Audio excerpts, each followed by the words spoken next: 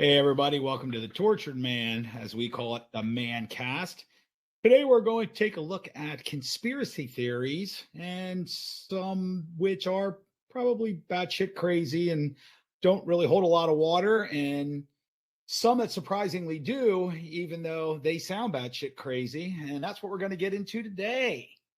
So, we'll Uh, chat here to get her rolling. That's right, folks. Buckle up today. We're going to get into some wild stuff.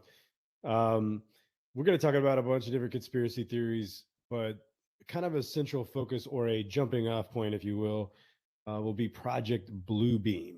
And for those who are not aware of what Project Bluebeam is, let me give you a little background here. It's some pretty wild stuff. So it just a preface, by the way, conspiracy theories can sound wild and crazy until they're proven. And I'm not saying this one's going to be because it's pretty far fetched, but I've thought a lot of them were, and they've come up to be true. So I'll just, I'm always a skeptic, but I'll always lend some credence as well. So Serge Monast, he was a Canadian investigative journalist, and also known as a conspiracy theorist. And he created this book called Project Bluebeam, based on a conspiracy theory that he put together. He said it was based on an alleged plot to facilitate a totalitarian world government by destroying traditional religions and replacing them with a new age belief system using NASA technology. So in the early 1990s, he started writing this book. Well, I guess he started writing essays that led to this book on the New World Order and conspiracies as such, things hatched by secret societies, and so forth. And in 1994, he published the book Project Bluebeam, which he detailed his claims that NASA, with the help of the United Nations, were going to attempt to implement a new world religion with an antichrist at its head and start the new world order via technology simulated second coming of Christ. So basically talking about projecting a show in the sky, like a hologram, to make people think that it's the second coming of Christ, but instead it's, I guess, the Antichrist. So I think this is already, I mean, this isn't conspiracy anymore. It's called Scientology. So, you know but what's funny is Serge, there's a Serge, Operation Snow White. Remind me of Operation Snow White, by the way. That's the Scientology conspiracy that's that correct. actually took place. One of the proven ones.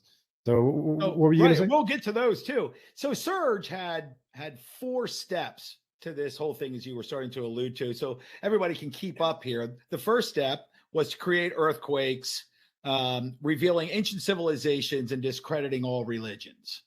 Then the second step would have been a gigantic space show, holographic, that would merge Jesus, Muhammad, Buddha, etc., into one image, becoming the Antichrist. Third, AI would control everyone's mind, convincing each individual person that God is talking to them from inside of their very own soul. And then this fourth step would to use technology to convince the world that the alien invasion combined with the rapture allows a complete takeover because of a fear-addled population. Yep, you got it pretty much. So, And they're all, and they now when he did this, this was 1994, and the irony is then a lot of what he was even referring to would have been completely impossible to do, but not so much anymore. Now the technology is actually there. So yeah, speaking of that, and I'll try to see if I can put some of those videos in the background, some of the technology that's present today with just the incredible stuff they can do with holographics, holograms, and some of the crazy stuff that they're implementing and putting together all over the world. But anyway, I kind of want to get into some of the precursor to this whole conspiracy theory. A lot of what led him to believe in the mind control parts of it.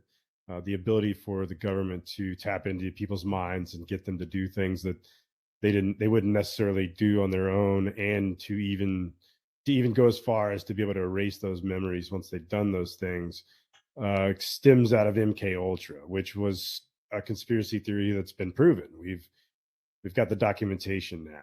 And speaking of conspiracies that have been proven, there are myriad of them. There are anything from false flags to get us involved in war to plots to kill American presidents. And you could say that JFK isn't proven, but I would just say by the very virtue of the fact that they continue to stonewall after they've promised so many times to release those files and they still won't. I think it's pretty obvious. That's an admission in my opinion. But it's not really. I agree with you. It's not a stretch that the CIA was involved. As a matter of fact, they admit now, actually, that they had some involvement there.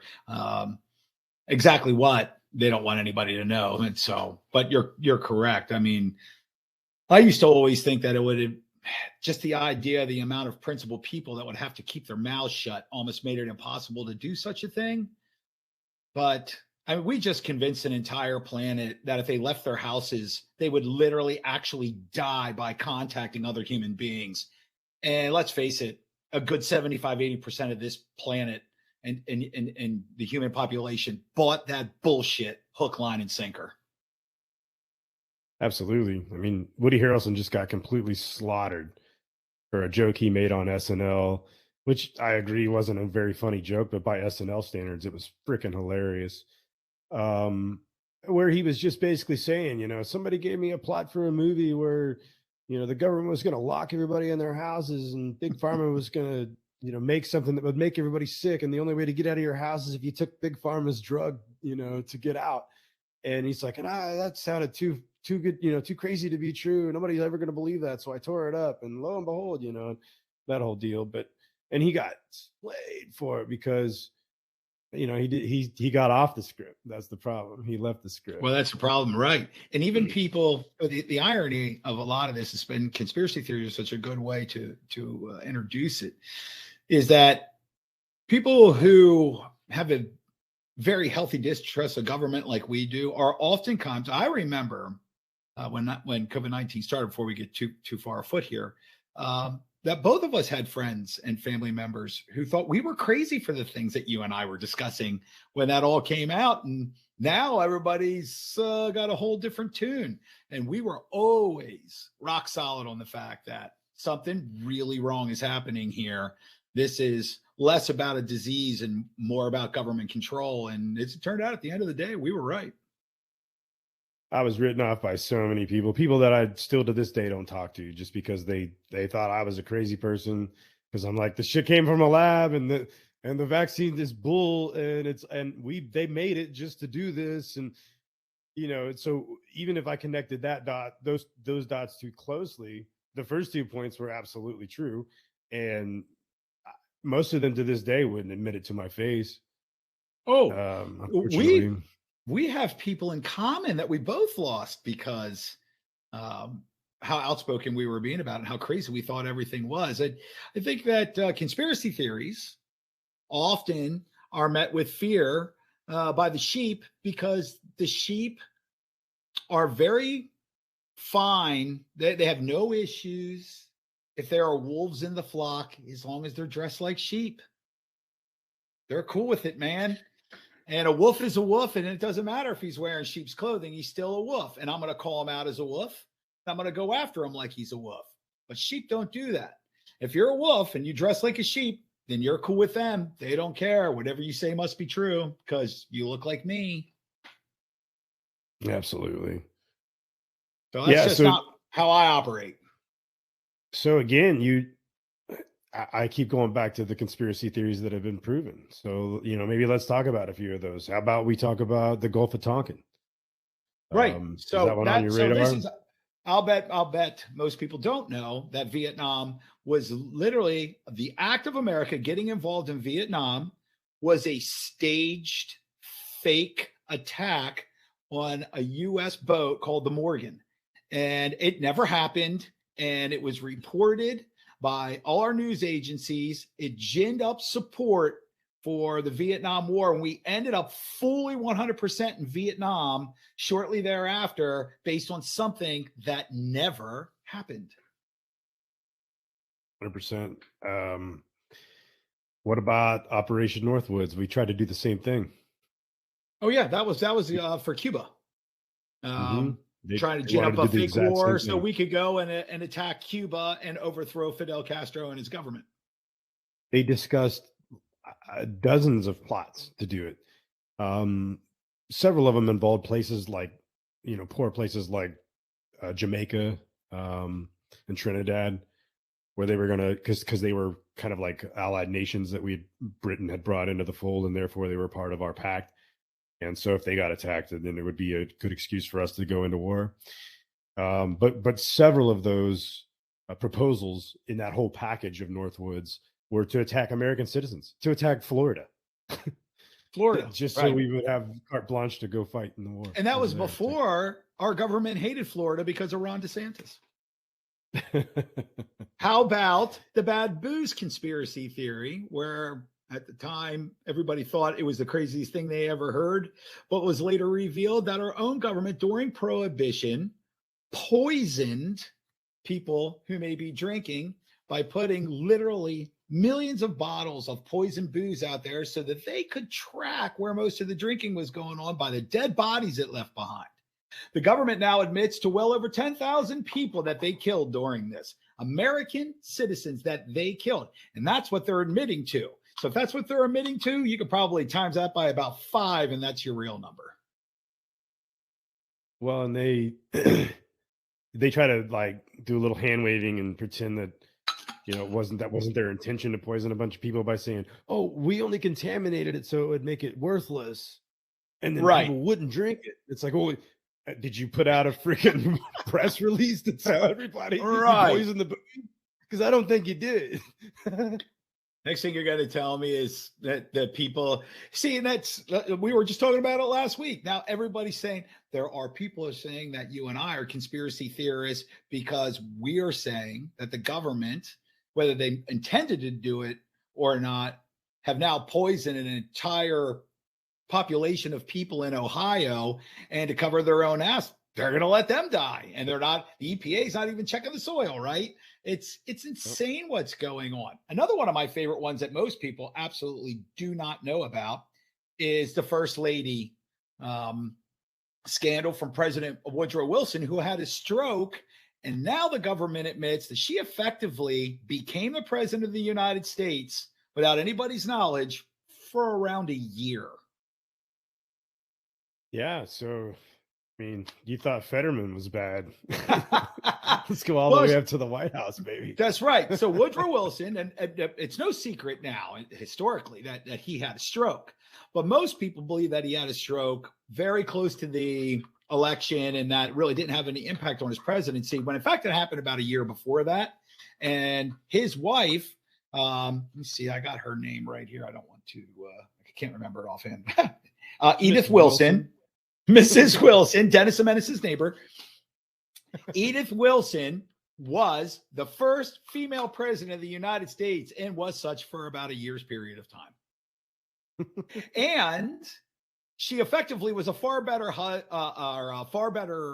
president than her idiot husband. So, because Woodrow Wilson is one of the worst presidents in American history. Oh, if not the absolute worst. Worst, yeah. Awful. He put us on the path that we're on right now. And by the way, for anybody who thinks that, he's some great liberal president and one of the very first ones, this guy was the epitome of being anti-feminist. And he actually built rape rooms for suffragettes to get beat up and raped and so that they would stop protesting. He was a piece of shit from the word go. Everybody gives him credit because women's suffrage came into play whenever he was in office, but begrudgingly, like he dragged his feet, fought it to the nail, and like you said, he had rape rooms. They built rape rooms in DC. They had rape rooms where they would drag these women who were protesting, beat them mercilessly, and then rape the hell out of them. It was crazy. Well, Yeah, that's great one way guy. to get him to stop And protesting. Hillary Clinton has said on the record multiple times that he is her political hero. He was also a rabid racist too. When he first got into the White House, there were already black postmasters. That was kind of like the highest federal office held by blacks. Had them all fired. Just like, get them out immediately. He also he also showed the famous KKK film in the White House and cheered for it. Yeah. What the hell was the name of that movie? Something about America or... But it was about, and by the way, the Democrats are they're the ones, they were the brown shirts of the Democratic movement after the Civil War. That's what the KKK was for. Right. Yeah, they were real friendly guys. And by the way, were never Republicans. So, but there's the new Florida bill. So do you know the CIA in the 1960s? And in the 1960s, there was a lot of weird stuff going on. We paid the Dalai Lama $1.7 million so that we could, we paid him the funding came from the CIA to stop the Tibetan resistance. And it was $1.7 million per year that was paid to the Dalai Lama so that he would look the other way.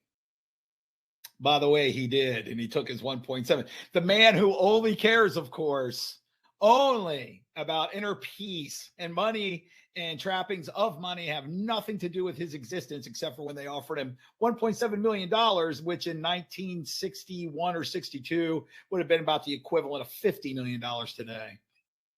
So the Dalai Lama sold out. He sold out. That kind of coin can make you very enlightened. I tell you right now, somebody dropped 50 million untaxable dollars in my office right here, right now. Yeah, it would change my perspective about things too. I'd get over a lot of stuff in a real hurry. But there's all kinds of, like, hey, look, it's just a couple of years ago that our government, or at least the press, who usually covers for our government, finally were admitting that literally almost everything that you do, that your government has been with every piece of technology that's available, whatever era they were in, to literally know everything humanly possible about everybody in this country. They've been spying on American citizens since the word go, and now they just don't even pretend that it's not true. They're just like, yep, we totally do. We know everything about everyone. Does that mean that they're listening to you and me? No. That means if there's a reason to listen, they probably could find everything that you and I have ever said, at least through most of our lifetimes, because it's all been recorded somewhere. Well, I think it's even stronger than that. I actually think that they are building a digital mosaic on every single person in the country, and maybe even the world if they have access to their electronics. But this is what Serge was getting to in Operation Bluebeam, that they know everything about everyone. You can see these huge server farms out west that take, I don't know how many millions of gallons a day to cool all the servers, where it's just government servers just sucking up data, just sucking up everything you put online, making a digital mosaic out of each and every one of us. And if they ever want to figure out what makes you tick, or what your secrets are, or what you don't want people to see that you're looking at, or whatever, they got you. So and that actually does play right into Bluebeam, because that's kind of the idea of what he's saying on one of those. Well, right. So he had his 4 steps, and so I have notes here because I'm smart, but I'm not that smart. So, but step 3 in his manifesto was that AI would control everybody's minds and thought, and that they would know everything about each person so that they could use that to convince them that God was talking to them from the depths of their souls, right? So but that kind of information being collected on someone, if you think about it, if you know almost everything that has ever been uttered, every thought you ever had, every piece of porn that you watched on the internet, everything is collected and owned, right? if somebody has that kind of intimate detail on you and it's coming at you that you've never seen or met or ever talked to in your whole life, and they know that kind of stuff and they're in your head, you might think God's talking to you and trying to convince you of something that maybe you shouldn't be watching midget donkey porn or something. Maybe you should just give that up. Well, that would I'm certainly not, be but one. maybe you should. I mean, me either, but that would be certainly one way that they could really jack with you. So say if they, projected an alien image in your bedroom at night and they were like, "We've been watching you watch the tranny porn, Ed, and we won't tell anyone, but you must do the right thing by our The difference people." with me, though, and that's a good voice because that's what they sound like. And when they came into my room, I was like, bro, I'm looking at it right now. Check out this Ishi, buddy. So anyway, no, so they could easily jack with people. And this kind of makes me think of one of the other proven conspiracy theories, which was Project Blue Book, which predates Blue Beam. Yep. And it was a government sort of project that they were doing, a covert project that they had going, where they were having military personnel, high level, special operators and stuff, supposedly investigate UFO sightings, extraterrestrial, viewings, so forth. And there's a lot to be said that they saw things, many of them, that made them go crazy. Several of the people like in the project that were like very sane, very high level people in the military, like end up going crazy. And so there's some speculation that they were basically guinea pigs to see if they could convince people that these aliens were real and that they were telling them to do things. I don't know if that's true or not, obviously. I also think, like, for instance, I find it interesting. I find it interesting that they call it a conspiracy theory, for instance. So let's just take a look at Serge here and what he wrote.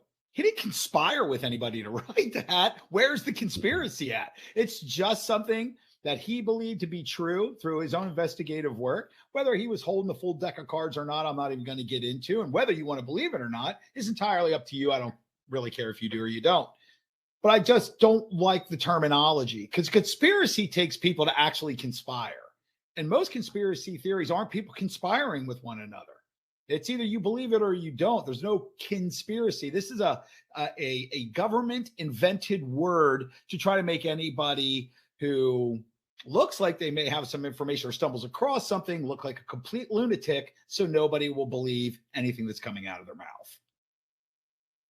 Well, yeah, I mean, that's been proven. They've actually, we know that the CIA created the term conspiracy theory.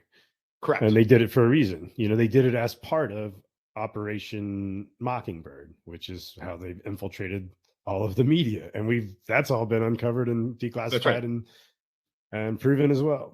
So funny how they're willing after everybody's dead. So these alleged conspiracy theory, after every part of that, and everybody who may have been a part of it or could have been a part of it is finally dead. And around the same time as when we found out that it actually happened and wasn't really all that conspiratorial, they just plain did it. And they're always willing to admit it after no one else can be harmed because of it. I mean, politically. Yeah. Yeah. Well, and even then, if it's too big, they still won't admit it, Right. Like JFK. We're never going to get around to that. I mean, when the Warren Report was, federally sealed for 50 years, and then the 50 years came and went, and they wouldn't open it anyway.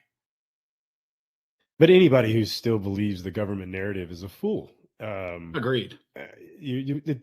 So many inconsistencies in every single bit and piece of that. The Manhattan Project. They denied the Manhattan Project for decades. It was 100% true.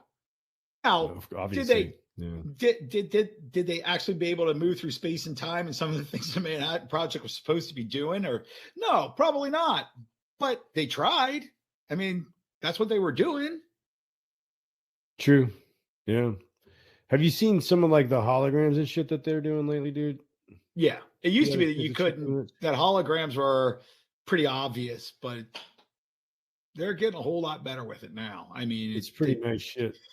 well, there's even places like parks now, um, where they have and we're not talking about CGI stuff here, which is computer created, which say, Right. but It's being super able cool to too. being able to project it out to look real, not be able to create it only so it looks real in, say, a movie screen, but where it looks real in real life.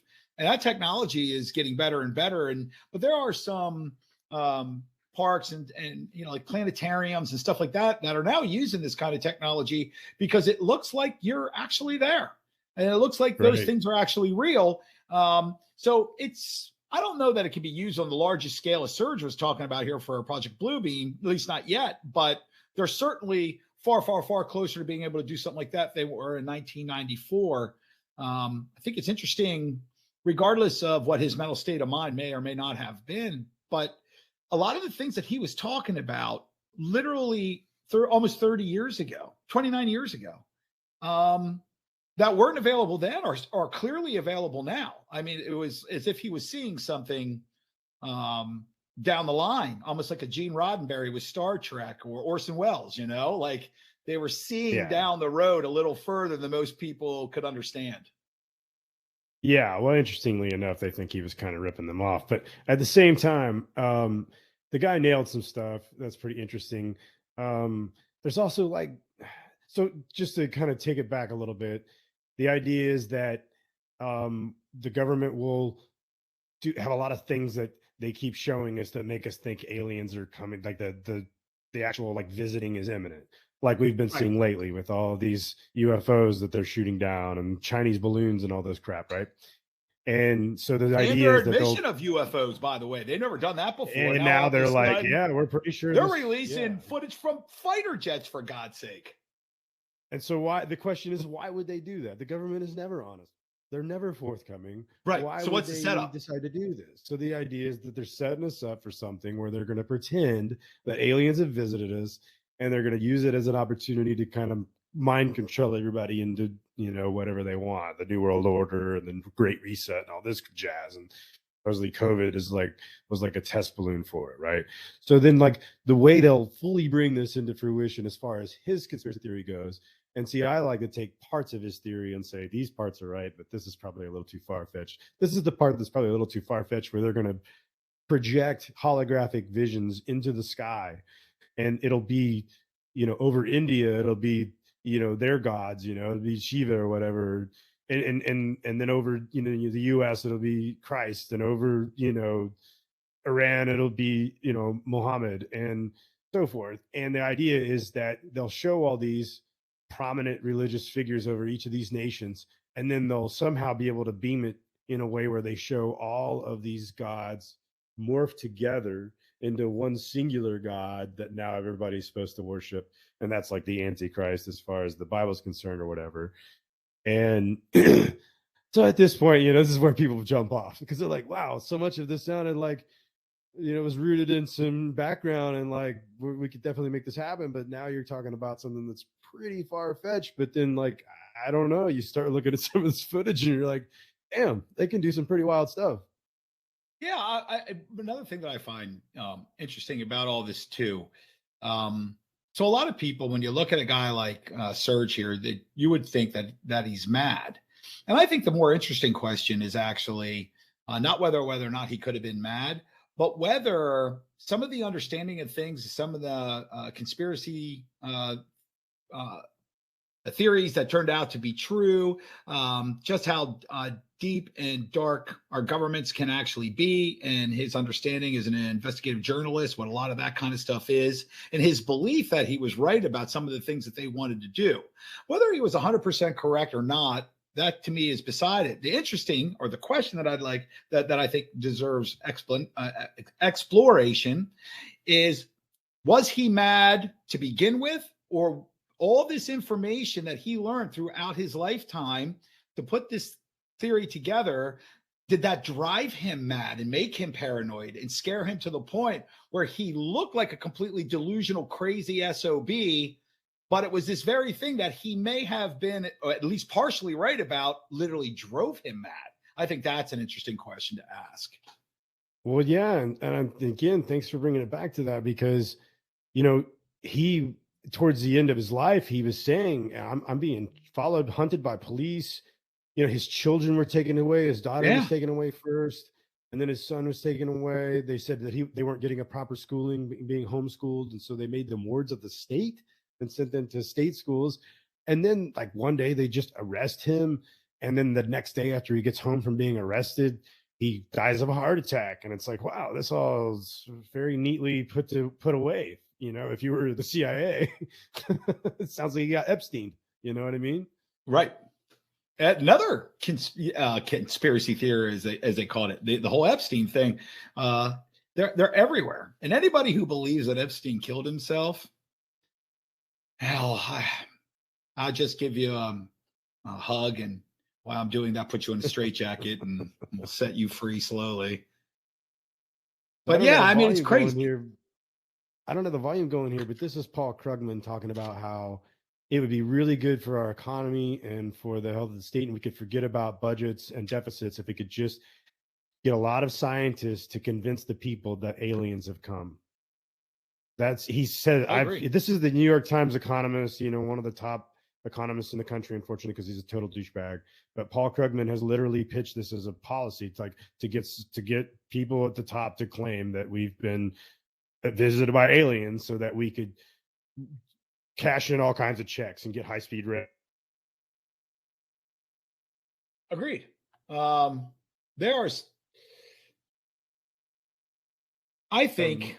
Good old Ronnie Reagan. Good old Ronnie Reagan did it, and he said, I happen to think often to myself what a wonderful thing it would be to see everybody come together if we were visited by extraterrestrials, because it would force us to come together, and like. So like this thing's, and this is in front of the NWO, mind you. Right. So, or not the NWO, but whatever. Well, my favorite animal is from planet Zutar. It's a Skernugglefluggin. It's not a whale at all. It's not a whale. It's a whale eye. But I mean, as far, and then and the rabbit hole is always there. I mean, the Illuminati and the U.S. government, or one of my favorite ones. Here's one to try to wrap your mind around, because Canada is now considered like the most woke country in the world because Trudeau is such a progressive douchebag. But literally in the 1960s, the Canadian government had developed by their CIA, whatever the hell they call it. But they had them develop what was called gaydar, so that they could find out which federal employees, Mounties, who may be in the Canadian government or who may be in their military, who were gay, so that they could get rid of them, because they were horrified that gay people were going to take over Canada and destroy it.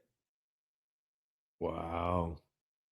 True story. That's interesting. I didn't know that. Yep, that is right from Reader's Digest, and they actually have a great reputation for being on the level. And during this, they do actually. Yeah, I know, you're right. So they came up with a machine that measured pupil dilation in response to same-sex erotic imagery. And the Canadian government used this to exclude or fire more than 400 people from civil service, the military, and their Canadian Mountie. And what did Trudeau have to do with it? Nothing. I'm just saying that it's interesting. In the 60s, Canada was so afraid of gay people that they were trying to invent a machine that could find them so they could get rid of them. And here, Trudeau would turn everybody in Canada gay tomorrow if he could do it. Yeah, I heard something I thought was pretty funny. You can go get like your genitalia completely dismantled, or take, some sort of medicines that will, screw up your hormones for good. But you have to be 16 years old to get in a tanning bed, right? Right.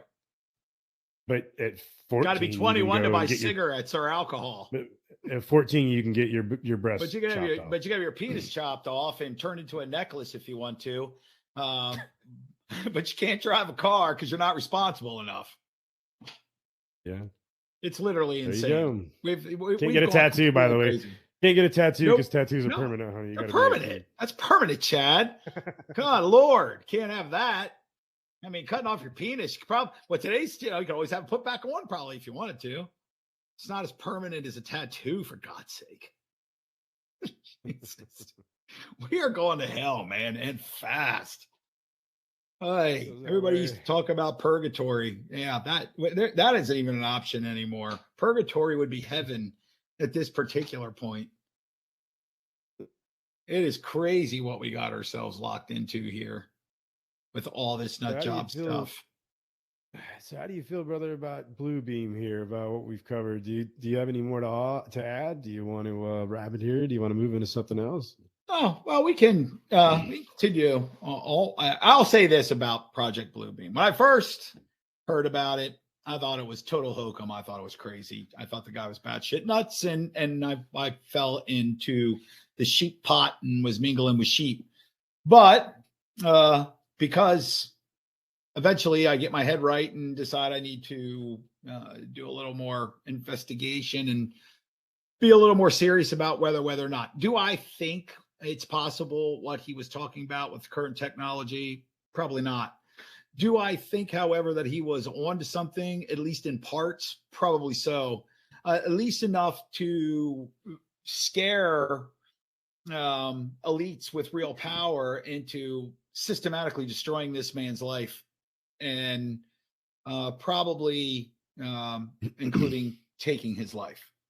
Which what if he is just a nut job? Let's face it. If you and I went into, say, New York City tomorrow, and some guy standing on a street corner screaming this very same thing at the top of his lungs, no one would care, and the government wouldn't get involved, and no one would get, because everybody would write him off as crazy.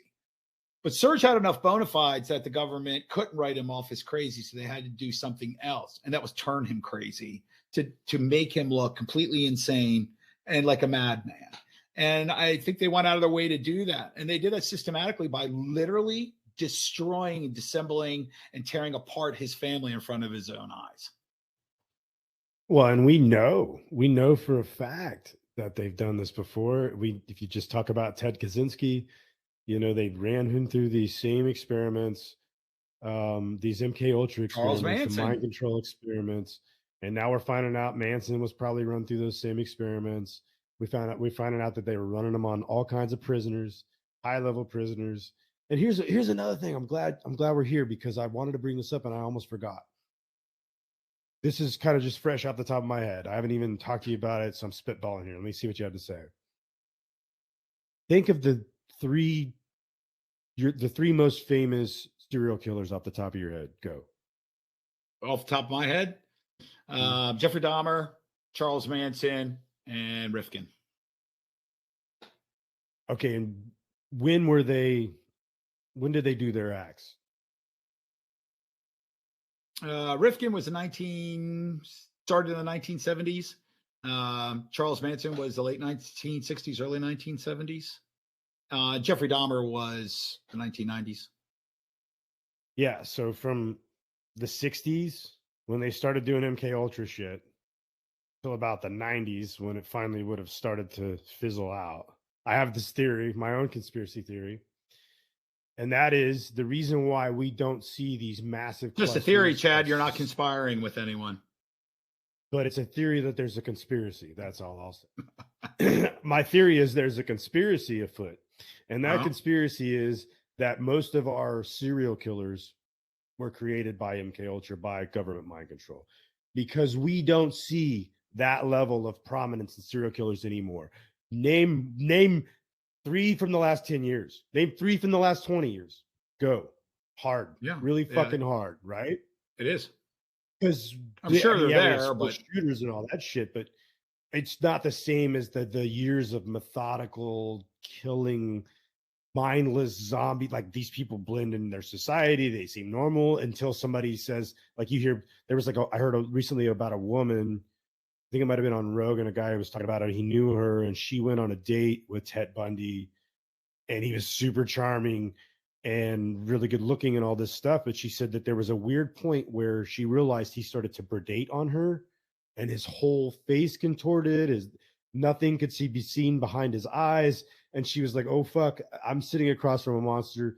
He went to the bathroom, called her brother from the restaurant. He came and got her. She bailed. Found out a year later this dude was a serial killer. So Boy, talk about talking about gut instincts and following yourself and knowing yourself well enough to go something is really wrong or amiss here. That's so amazing. So yeah, what I'm getting at though is like these people, it's almost they're sometimes like they're trance-like, but and I'm not saying all of them. I think there's still plenty of just wild, nutty, crazy ass people, and they still exist today. Don't get me wrong. I'm just saying like these big, prolific stories about these serial killers who kill, dozens of people, and that was a thing that was a big thing for like 20 years, and then all of a sudden it wasn't. Why? So I just, out of curiosity, I looked up I'm glad. serial killers in the last 20 years. So just in 2020 in the United States, there were 3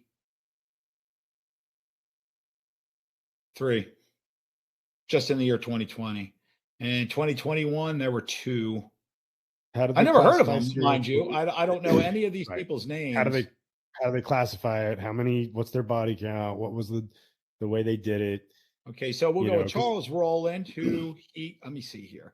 Victims 9. But not allegedly 9. Only convicted of 2. Daniel Prince. Yeah, he was only convicted of 1. They think he killed 4.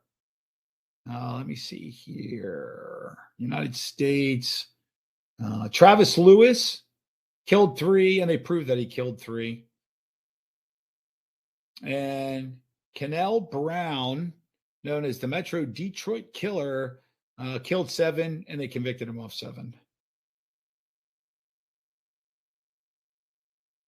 Why are we hearing about these people? That's a good question. Yeah, but I mean, 7's plenty. You think you would hear about that? You're right. That's what I'm saying. Why aren't we hearing about this? I get that one guy who was only convicted of 1. That's not serial killer. He killed somebody.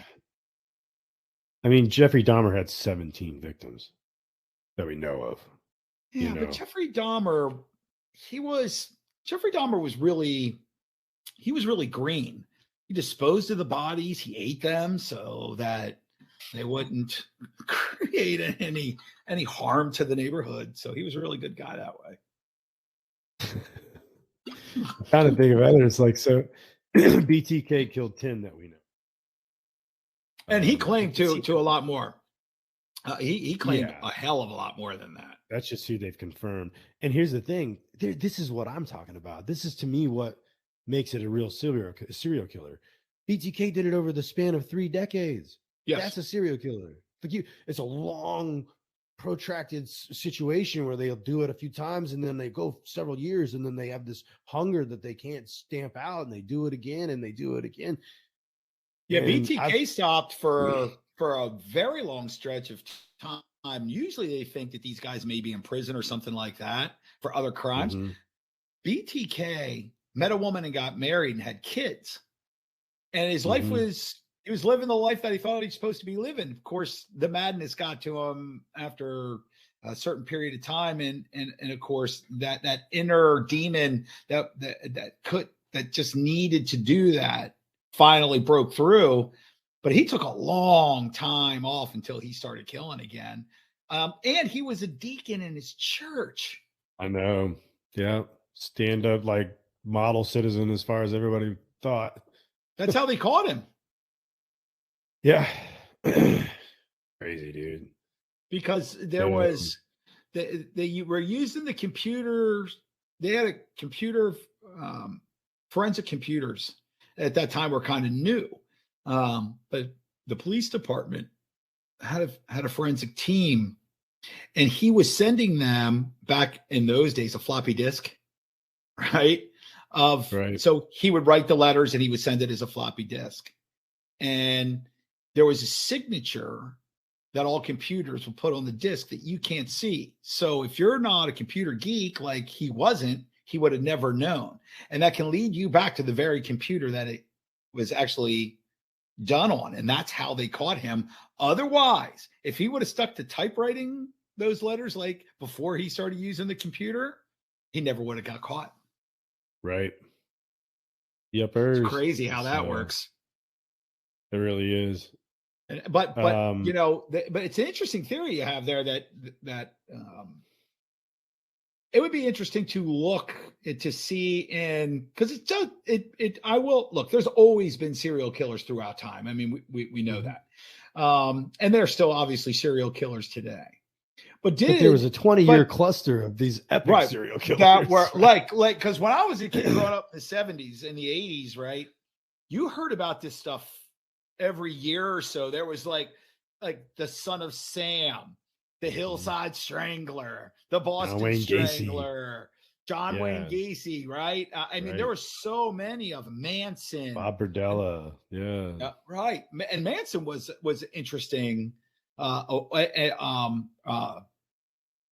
Rifkin himself. I mean, if you listen to his interrogation by the police officer who caught him, to listen to him talk about how he killed people was like how you would talk to your wife about where you want to take your son to dinner that night. Yeah, the disconnect matter of fact. Right. Most serial killers are psychopaths, right? So they don't have any empathy for anybody else, so they don't care. Right. But this guy was really different. Just how calm and nonchalant he was about admitting to everything and detailed about how he did it. And it was, I was just recently listening to those tapes on a Netflix documentary, and wow, what a psycho. But he sounded, to listen to him speak, he sounded like a thoughtful, normal, smart human being. And he's literally talking like we're talking right now, calm as a cucumber, literally about killing dozens and dozens of women for no other reason than he felt like it. Crazy. It's crazy. And then you have, we know Manson, into your theory, Manson for sure had a lot of contact with the people and CIA agents that were directly involved in MK Ultra, not just like one or two. Like with Jack Ruby, there's an association through one person, but it's literally all of the main players in MK Ultra all had contact with Charles Manson throughout the years, all of them. Yes, sirree. That's the thing. Like that's the craziest shit. And then you find out about Jack Ruby. You find out that Lee Harvey supposedly kills JFK. And then Jack Ruby, who didn't have any kind of a record or a violent past or anything, just randomly shoots Jack Ruby. Randomly shoots Lee Harvey Oswald. And then it turns out he had been visited by one of the MK Ultra shrinks. And then the day that he was arrested for doing the shooting, the MK Ultra shrink shows up, and that's when we get the confession. And we find out that he doesn't remember a thing. And we find out that it supposedly, the story now is that he had an epileptic seizure and blacked out and accidentally shot Oswald. What a freaking joke, dude. I was married to a woman who had epilepsy, and I've viewed that numerous times. I know what you have like 3 seizure looks like. I know of. What's that? Show us your bullet holes, Ed. So I know what an epileptic seizure looks like, and I can say so I couldn't have my ex-wife have a gun because she could just randomly shoot people every time she had a seizure. I can promise you that that never happened. It's just, I do think it's interesting. I mean, Oswald himself obviously is believed to be a CIA plant and trained by the CIA. And this theory has been around for quite some time. I think, to me personally, I mean, Ruby was obviously involved in this, but I think he was a plant. I think he was a patsy, and I think that's the way he was intended to be, just be a patsy. It was a way to clean up their mess and not have to deal with it. That's how it works. Whoa. Welcome. I didn't even know if you could get in, dude. Back. Fuck. This is organic. Buckley, meet Ed. That was weird. My test setup worked fine. Can you guys hear me? We can, but he can't hear us, apparently. Can you hear us? Okay, there's a thumbs up. That's I couldn't read your lips, so that's weird. I can't hear us though. Oh, weird. Let me try some. Hold on a sec. I didn't know it was going to work like that. We're learning on the fly, people. We're learning on the fly. Thought we had a backstage. So we were just talking about conspiracy theories. He can't hear us. Yeah, he can't hear us. So anyway, we should just continue. So anyway, this guy over here, this new guy, look at him. I'm going to back out. Oh, no, it won't let me back out. I'll have to talk shit on you, bro, and you can't tell. Look confused if you think we're the greatest two people that ever lived. Nailed it.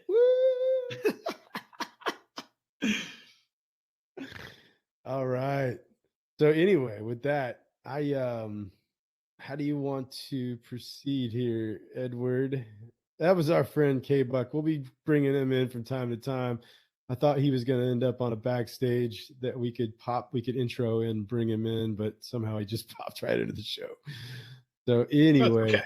We'll figure it out. We can always edit it out or leave it in just to show that we really don't know how to do anything yet. We're bumbling idiots. We are just there. He is again. You got us? Hey. I can. All right. Sweet. What's up, dude? Not much. Nice day here today. Had a bunch of slush and wintry mix over the past few days. Now we got one of those clear skies. Everything's looking beautiful. So that's about it for me. What about you guys? Go ahead, Ed. Go ahead and rub it in. It is 80 degrees, not a cloud in the sky. It is perfect down here, as it almost always is. I will always take it. The Northeast sucks. That's where I'm from. But I do like I'm from Pennsylvania originally, and they do have 4 seasons there. They have gray, suicidal gray, kill yourself gray, and a summer. Down here we have 2 seasons. Summer, a very, very long one, and then spring, and then it starts over again. Yeah. And black fly season down there too, don't? Isn't that a thing down there? Yeah, well, I'm at the Georgia-Florida line. I could literally walk to the state line. Okay. In Kingsland, Georgia. So, yeah, the state bird is the mosquito. Yeah, have fun with that. It's true. I've been there. He's not lying. Yeah. As a matter of fact, when Chad was here the last time, he was running around we had all the doors open because we were moving everything in. And then Chad spent the evening running around my house, killing all the mosquitoes that were all over the place. True story. They almost packed off a small child. But they did. I believe it. It was our friend James's son. We got him back though. Nice. Kevin, we were just talking about Project Bluebeam and other conspiracy theories, so forth. Are you familiar with Bluebeam? You know, I should be, because a thumbnail popped up on YouTube the other day for one of my favorite channels, and it was like 24 minutes, and I only had about 20, so I didn't watch it. Right on. So it's way to be prepared. Theory. Yeah, I didn't know. I didn't know. Sign language interpreters today. Yeah, actually, we could take another turn here. I had some other fodder for Buckley. So, Eddie. All right, so we'll jump to that. So let's just finish out here. Okay, sure. So, I like it. The last thing I'd like to say, since we're talking about conspiracy theories, is that all conspiracy theories are, generally speaking, unless somebody is really just unhinged and it's not really a theory, they're just rambling because they're crazy and incoherent. Generally speaking, there's some truth in there. It doesn't mean that all conspiracy theories are going to come true. That doesn't mean that the people who think that they will come true are crazy themselves. Our government has been in enough malfeasance over the years that it is far more likely that whatever they are conspiring to do is probably more legitimate than you would ever want to leave credence to. And anybody who doesn't think that that's true, all you have to do is just look back right over your shoulder to COVID-19. Over my shoulder, I saw 4 people with masks on today. I'm still Right. living it here in New York, bro. Right. Well, that where in New York? Are you in the city, or are you About 2 hours north of Manhattan, a town called Poughkeepsie. Oh yeah, I know it. So yeah, I mean, if you're in the city itself, they still think it's going on in general. Yeah, it's mind-boggling. My sister's down in Brooklyn, and that's like their whole thing. I'm like, dude, force me to get a second vaccination so that my mom can enjoy Christmas this year at their house. I'm like, dude, I mean, I wrote it down that I did, but come on. Right. Yeah, I was at a homeowner's place a couple weeks back, and we were remodeling a bathroom for her, and she literally asked me if I had my vaccination. And I just met her, she didn't even know my name yet. She asked me if I had my vaccination, and I guess my face when I looked at her must have said it all, because she just immediately changed the subject. But I was literally 2 seconds from asking her when her last pap smear was, and she's like 70. But to me, that's tit for tat, baby. You're going to ask me about my personal medical decisions, you're going to get a question right back. And Absolutely. I don't have to share shit with you. So Yeah, can I see your colonoscopy, please? yeah, man. You got any The raw footage. Tell me about it. Right. The raw footage. That's very clever. So are we going to move on to what you had mentioned Just to a me we were quick- going to be talking about here? Is that cool? Do you have time for like 10, 15? Or are you getting close? You're getting close to having a wrap. You got Who, a couple me? minutes? No, Yeah. I'm good. Let's go. Okay, so all right, so transitioning here to another subject, fake sign language interpreters. All right, so we all know about the wonderful people who do the ASL work and interpret things for the hearing impaired. And so I want to throw a shout out, to the hearing impaired. I know that sounds like a joke, but there's subtitles, so you might be watching. This is not intended to make fun of you all. This is intended to make fun of the fraudsters that happen to show up at functions and decide that they're going to try to interpret to you when they don't know what the hell they're doing. And I don't really understand the reasoning behind it. That's the most baffling thing to me. It's like, what is the calculus? I know what I'm going to do today. I'm going to roll up to this press conference, and I'm going to just offer my services as an ASL interpreter. And even though I don't know what the hell I'm doing, and I'm going to see what happens. Is that the idea? Because I'm shocked. Well, this is for I our think that's- hearing. Here's for the hearing impaired. So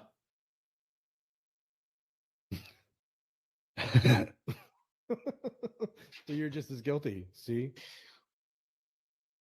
What were you going to say, Kevin? Yeah, this is the Tampa chick. I Yeah. want to say it slipped my mind. It'll come back to me in a moment. All right. Well, if you What's think of it, funny? just sign it. See now. This here's is a what murder case. I want to say that I'm for this, and here's why. I can't understand sign language, but I know exactly what she's talking about, especially when she grips her own wrist because they're getting handcuffed, right? So I have a That's the only better part you know. understanding of what she's actually She saying. just put some lotion on her breast. Now and, she's counting. and by the way, At if one you're point, she thanked the audience. if you're hearing impaired, if I was hearing impaired and I was watching this, I'd be on the floor laughing, knowing that this woman, it would be like me trying to interpret what the premier of China was trying to say to Joe Biden, right? 'Cause I have no idea what the hell he's saying. Or what Joe Biden's trying to say back. Right. Yeah. Actually, I'd probably understand Xi Jinping better than I probably could Biden. But yeah, with these people, crazy. I think a lot of it is just the potential for fame, and they realize, or not fame, but notoriety. And they realize, and this is just a guess, but I would think most people who are hearing impaired watching something on TV are more inclined to be reading the captions than watching somebody who, their hands are moving differently. You have different refresh rates. So, I mean, the same thing happened at Nelson Mandela's funeral, for crying out loud. The guy there had no idea what he was doing, but they just rolled with it. Because do you have it on deck? Before you get to that absolute legend, Okay. because he's a freaking legend. Let's go to this one here. This guy was doing it during Hurricane Katrina, and giving some seriously bunk info. And they'll actually like translate it on the screen here in a minute.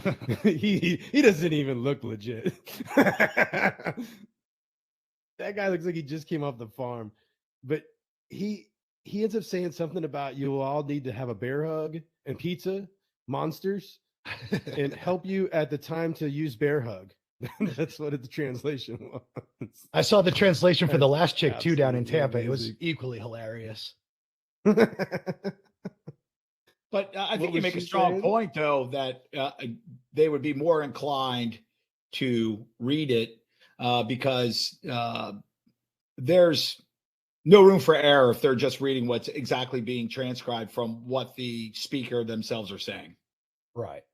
I would be more inclined if I was hearing impaired to probably just read what was on there, as opposed to watch someone that hand gestures and the way that it's being signed, depending on camera angles. You said about refreshing, they could miss something there. They're not going to miss something when it's just being spelled out for them exactly what's being spoken. Right. There's our boy. But it doesn't. but either way, that does not make it any less hysterical than it actually is. Because oh no, I'm glad they're doing it. Oh, it's funny. Take some balls. Oh my god, it really does. This cat's name is Tasman. I'm sorry, I can't spell the man's name, but he is an absolute legend. I want a poster of this man on my wall. The fact, and then like there was so much hubbub about the fact that he was so close to President Obama and like he could have done something. So then, do you know what this guy's excuse was when they interviewed him? They followed up, and like somebody went to his village in Africa and was like, "What were you thinking?" And he was like, "I'm schizophrenic and I don't remember it." And he's like, but I am a legit sign language interpreter. That's true. He's like, I know what I'm doing, and everybody knows that. But the fact that I got some things wrong, you would make fun of me because I was having an episode and I got some things wrong. That's messed up. And then the reporter's like, man, I'm really sorry. Will you just do us all a favor and just show us some sign language so that we can see? And he refused. he's like, no, stop playing games, man. So that's the irony, right? This is Nelson Mandela's funeral. So this guy had to have a long track record of actually doing this and screwing everything up, and no one ever took notice of it. One would think, but I heard something the other day in regards to the lady in Tampa. A lot of times these things are commissioned out to private companies. So you can just roll into a press conference with a little name badge, say, hey, I'm Kevin, I'm here to do the interpretation. Nobody's going to question it. I'm thinking about doing it down at my town hall, but they're not televised, so it wouldn't have the same impact. Just you set up a camera. Set up to a podcast, man. Let me know when you're going to be there, and I will come in video. That would be hilarious. I'll pay money for that. Well, then it's on next Tuesday at 7:00. Yeah, if it weren't for the perceived disrespect that it might, offer to people, I definitely would take the comedic side of things. But yeah, I'd be afraid to always look like an idiot. That's pretty much how I've made it this far in life. But yeah, I get to it. I'm kind of the same way where I'm like, I mean, I feel bad for people who have lost their hearing, and that would suck. And if people are jacking with my only source of finding this information out, and they're up there like doing some hogwash like that, I might be kind of pissed. But I'm also might be like Ed and just like laugh so hard too. Oh yeah, no, absolutely. If I saw that, I would definitely laugh. However, to go do it intentionally, I don't feel like that would be. I don't think everybody would laugh about it the same way I would laugh about that. Well, I think given the fact, I mean, I think if I was deaf, to watch someone who clearly doesn't know what they're doing. It would be hysterical. But generally speaking, though, I would think that if now Nelson Mandela's funeral is not going to do it, but the woman in Tampa during a hurricane, if she gave people, if she knows enough about signing that her gestures are right, but she's saying the wrong things, and she could have put people in harm's way. Why wouldn't that? You could criminally charge for that. Right. And then if I was a deaf person, I'd really be laughing my ass off about that. Not only did she not know how to sign, but her ass went to jail for it. So that would be awesome. Speaking of ASL interpreters, and not just the fraudsters, but some of the really badass ones, because it's another avenue you can follow. There are some interpreters that get notoriety not because they're fraudsters, but because they're super extra. And like this cat, let me fast forward here a little bit. My guy, I don't know his name, but he's at a Beyonce concert, and he's the ASL interpreter for Beyonce. What is going on here, man? Yeah, dude. And I think this song is called like, I don't know, it's something really raunchy. So the lyrics are super raunchy, and he's like rubbing his breasts and like rubbing his ass. Like, it's amazing. Oh man, this guy's the best. That's some serious cojones, man. Look at him. He is working it. How do you not laugh at that? Yeah, that is classic. I mean, that's just hysterical. That this guy has just, man, the chutzpah to go out there and just act like you know how to do something you don't. It'd be really hysterical if like a neurologist surgeon, but he's not. That would be some funny stuff. See, I understood that, right? So I get his sign language. Hey, I know some sign language. I got one right here, bro. Oh shit! So all right, so, well, yeah, kind of silly. So I'm pro for faking sign language. I think it's hilarious. Right on. All right, boys, you guys got anything else? I'm good. Buck, it was nice to meet you finally. It was my pleasure. Fun getting it all set up. I think I'm always going to have that issue of having to make sure I've chosen the correct listening device. I have way too many programs running in contrast with one another. But once we figure that out, I'll be up and running. We'll be good to go. Cool. Yeah, man. Cool. It's fun to talk to people. We'll start making it a more regular spot where we can call you in and call others in and make it a bigger conversation. So, well, if you feel free to put out your own information. I mean, our fan, my father, he'll probably look at All right. Well, as far as social media goes, I do not use it at all, except for YouTube. I consider that to be more public access television. It's hard to find me on there. Actually, let's hold off on that because I haven't really done anything. Keln Learning Academy is on there. It's hard to find though. When I set up my company, Keln, Keln, I did not realize that was a very close interpretation to a town in Germany, Koln. So I get a lot of cross traffic. Most of the traffic on my own website, keln.net, comes directly from Germany. A lot of disappointed people that don't want Nintendo games and Nintendo Power magazines. But if you do, definitely go check out keln.net. I have a bunch of vintage magazines, martial arts stuff, and just a lot of weird things that you wouldn't expect to find somewhere. So go search through that and have a good time. And I'm always willing to bargain. So if you see something that's $7 and you want to give me $5, shoot me an email. I'm not going to say no. So everybody go ahead and do that. And by the way, if you end up at a German site, you're at the wrong one. That exactly. I literally just bought a vintage cigarette case from his site today. Indeed, you did. I am a qualified customer. Right there, ready to go. Just send it through the ether, bro.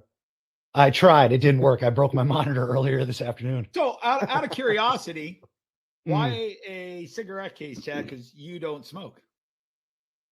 It's super cool. It's like an old red leather case. It's like an antique. I'm going to put it in the inn. It's a decoration. Cool. Oh, yeah. Fits right in. I was wondering about myself. Over there for sure. Yeah. I have a 200+ year old house and old stuff like that. It's cool to sit around. So Nice. Very cool. Yeah, your place Yeah. is amazing. There's no two ways about that. Thanks, brother. But well, cool. All right, boys. Good sesh. And let's do this again next week, maybe. Sounds Well, great, gentlemen. Yeah. Thanks for showing up, Kevin. Appreciate it. Thanks for having me. Thanks Well, for I stopping look by, forward brother. to it. This has been the Mancast. See us again next week. Subscribe, hit the like, leave us a comment. Peace.